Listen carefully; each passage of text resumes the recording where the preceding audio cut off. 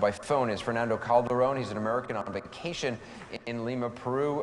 Mr. Calderon, thanks for being with us. What did you feel? What did you see? The table started shaking a little bit. So I got up. I thought it was an airplane passing by, probably too low.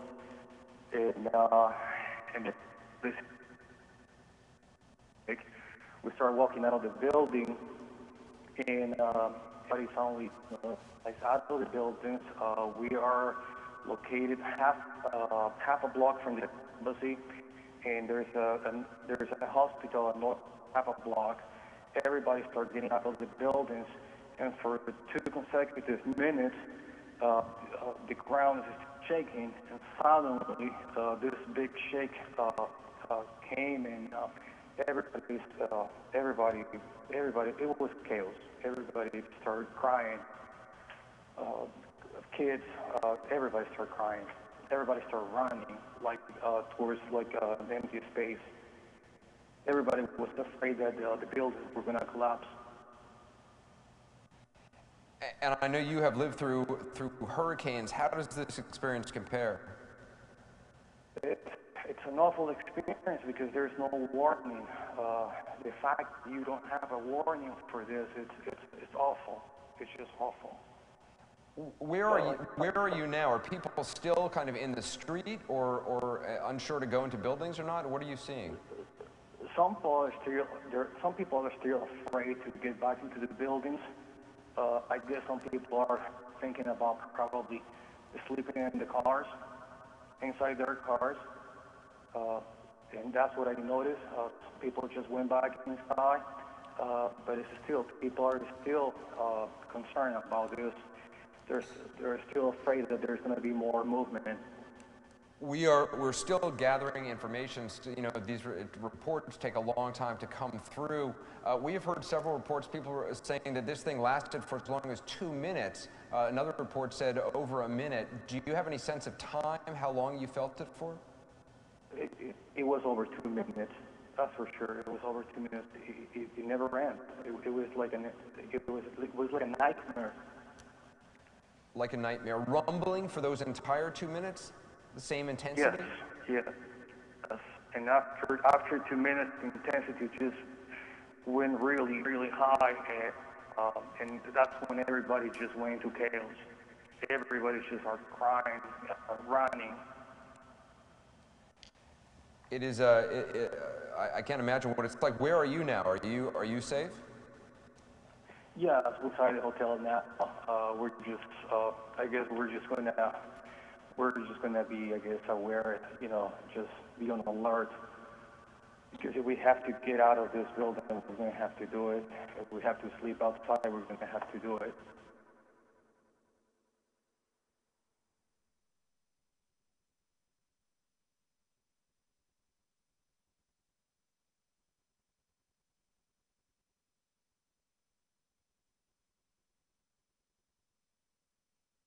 Well, this was a relatively large earthquake, magnitude 7.5.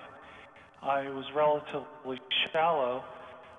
What they probably felt in Lima were these extent.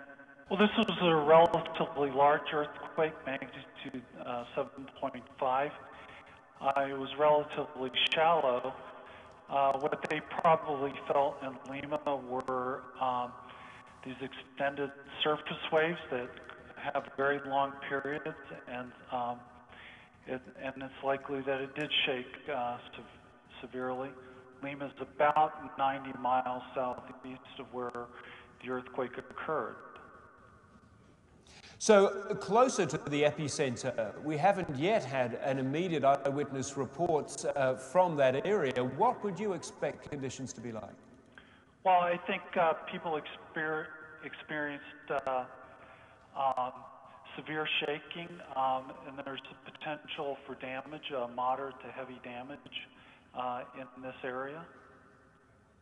We've got a tsunami warning now in place for Peru, Chile, Ecuador, and Colombia, basically that entire Pacific coastline of South America, a tsunami watch in other areas further to the north. What would you say about the risks of a tsunami in a quake like this? Well, it is a magnitude 7.5 earthquake, so it has a potential of generating a tsunami. We don't have tide gauge data in the epicentral area, so it's hard for us to predict whether it was tsunamigenic or not. Now, there's also been a report in the last few hours of a quake way over on the other side of the Pacific in Japan, which was felt in Tokyo, also in some parts of China. Of course, it's a great distance, but they are linked in a certain way in the so-called Pacific Ring of Fire. Is there anything at all that might link these two movements together, indicate that there's a sort of more general shake around? Well, this is the Pacific Rim, which is seismically active, and these two events are unlikely to be related. It's just the background seismicity within the Pacific Rim.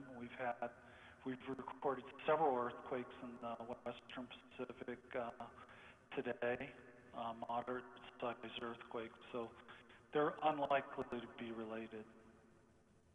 And with this one in Peru, would you expect after a 7.5 that aftershocks are likely to follow? Oh, absolutely.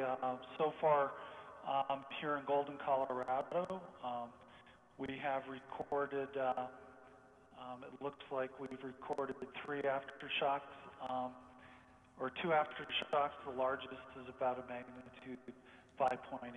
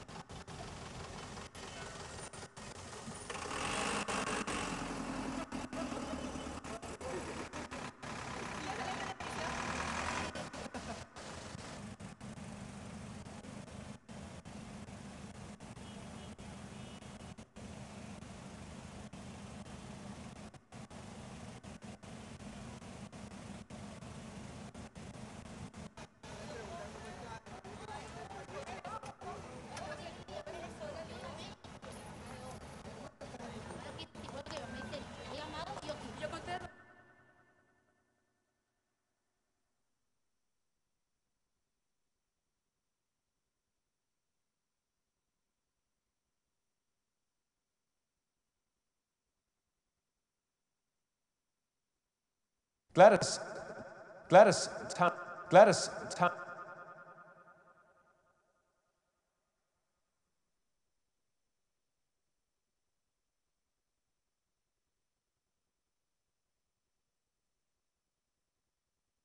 Gladys Tanawiki joins us now by phone from Lima to tell us just what you experienced there. Mrs. Tanawiki, what can you tell us?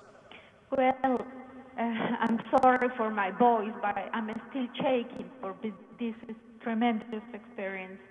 It's been a terrifying movement. It had been too long, extremely long, and never stopped. The earth was shaking and the gates were like jelly and people shouting and praying. Right now, we're advised to be outside the house waiting for a replica, another new movement, perhaps smaller, but it's just an advice to be aware. And I heard that some glasses from some buildings around, we live in Miraflores at the south of Lima, nearby the sea, and some of the glasses from the building have fell down into the streets. And no movement in the street because now it's calm. Everybody, I suppose, had to go to see the relatives and families.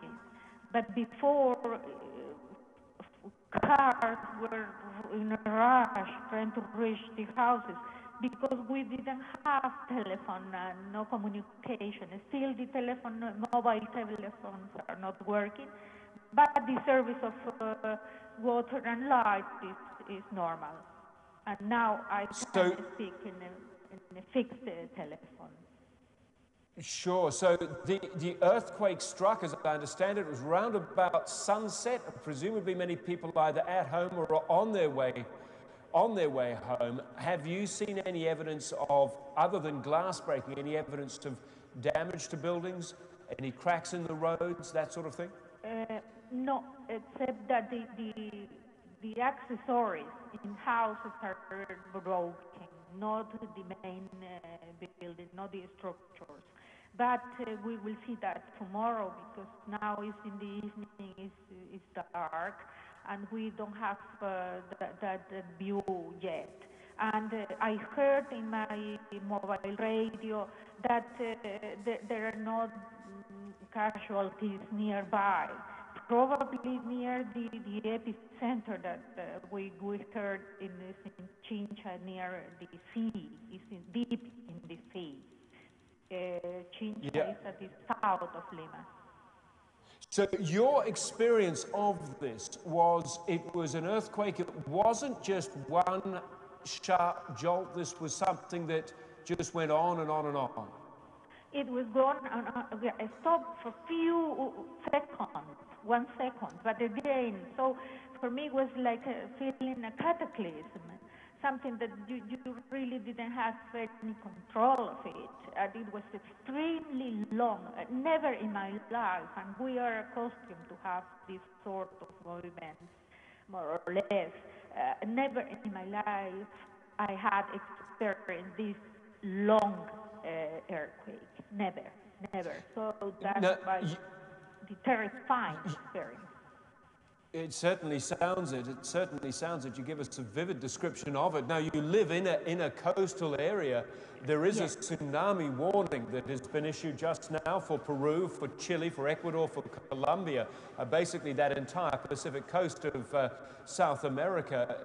Are you afraid of a tsunami, of a wave coming in?